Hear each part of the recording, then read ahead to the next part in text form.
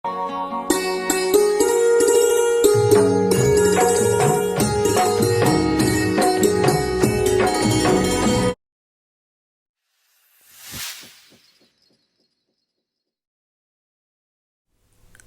আলাইকুম everyone, welcome back to my channel. আশা করি আপনারা সকল ভালো আছেন। আজকে আমি আপনারা লগে শেয়ার করব সিম্পল আর ইজি একটা প্লেন পোলাওর রেসিপি। আশা করি আপনারা আমার আজকের রেসিপিটাও ভালো পাইবা। প্লেন পোলাও করা লাগে এখানে আমি খালি জিরার ও চাউলটা নিছি। আপনার কাছে যদি খালি জিরার চাউল না থাকে তো চিনির গুঁড়া চাউল দিয়েও করতে পারবা, আবার চিনির গুঁড়া চাউল যদি নাও থাকে তো আবার বাসমতি চাউল দিয়েও করতে পারবা। তো এখন আমি এখানে 2 কাপ চাউল নিছি। এখন আমি ও চাউল গুঁতরে বালা করে একটু দইয়া বাদে আমি ভিজাই রাখি দিম এখন 5 থেকে 6 মিনিটের মতো।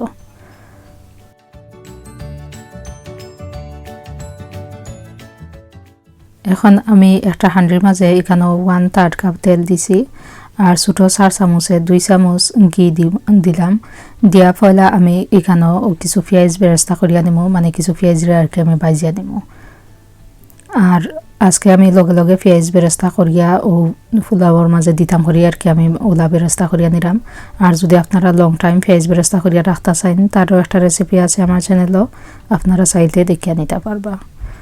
তো এখন আমি এখানে 1 কাপের মতো আর কি পেঁয়াজরে আমি ওলা বেরেস্তা করিয়া নিব। তো ওটা লাগিয়ে আর কি একদিন আমি আর রাখতাম না, লগে লগেও আমার শেষ হয়ে যাব। ওটার লাগিয়ে আর কি আমি একদিন ধরে আবার সিম্পলভাবেও করিয়া নিলাম।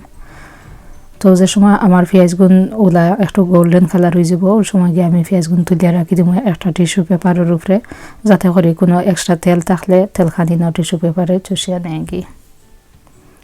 তো এখন আমি ও পেঁয়াজ বাজার তেলের মাঝেও এখানে আরও 1/3 কাপের মতো পেঁয়াজ দিছি।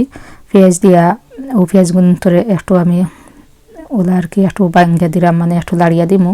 লাড়িয়া দেওয়ার পরে এখানে আমি দিমু আদা আর রসুন। এখানে আমি 1.5 টেবিল চামচ আদা রাখছি কুচি করিয়া, আর 1 টেবিল চামচ রসুন দিলাম, আর 2-3টা তেজপাতা দিলাম, 2টা দারচিনি স্টিক, আর 4টা লং, 4টা গ্রিন এলাচি দিয়া এখন আমি অক্সিন ধরে একটু লাড়িয়া নিম। একটু যে সময় আমার পেঁয়াজ খানি একটু কিছু বাজা হয়ে যাব এরপরে গিয়া এখানে আমি দিব কিছু শাহি জিরা। আর এই শাহি জিরাটা আমি হেসে দিছি ও কারণে যদি পয়লাও দিলে দিতাম তেলের মাঝেতে জিরাগুন যদি গেল না পেঁয়াজ রসুন ভাজা হইতে হইতে, তো তাহলে গিয়ে আর কি আমি পেঁয়াজ রসুন ভাজিয়া এরপরে গিয়া দিছি আমি শাহি জিরা। এটা অবশ্য অপশনাল, যদি আপনার কাছে থাকে তে দিবা, না দিলেও কোনো অসুবিধা নাই।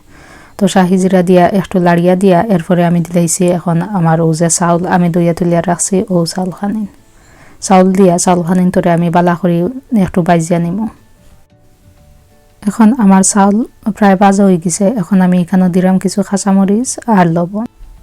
চাউল খানিন কিলা ভাজা হইছে কিনা তা আপনারা অবশ্যই বুঝতে পারবা যে সময় আপনারা চাউলটা ভাজলে দেখা এমনি একটা ভাজা ভাজা শব্দ শোনা যায়, আর চাউল খানিন দেখতে একটু গোল্ডেন কালার লাগানো হয়ে গেছে। ওলা সময় বুঝবা যে আপনার চাউল ভাজা হয়ে গেছে, ওই সময় আপনি পানি দিলাইবা। তো এখানে আমি 2 কাপ চাউল দিছিলাম। 2 কাপ চাউল লাগি এখানে আমি 2 কাপ উতরাইল গরম পানি দিলাম, দিয়া 2 কাপ দিয়া আরো আধা কাপ পানি দিছি।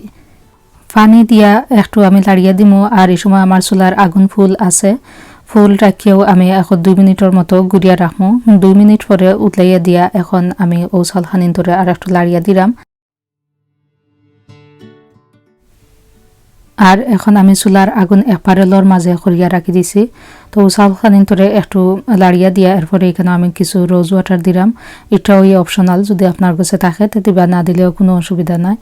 তো রোজ ওয়াটার দিয়া আর এখানে এখন আমি ছোটো 4 চামচে 1/2 চামচের মতো কিছু ঘি দিলাম একবারে আর কি ফাইনাল টাচ হিসাবে।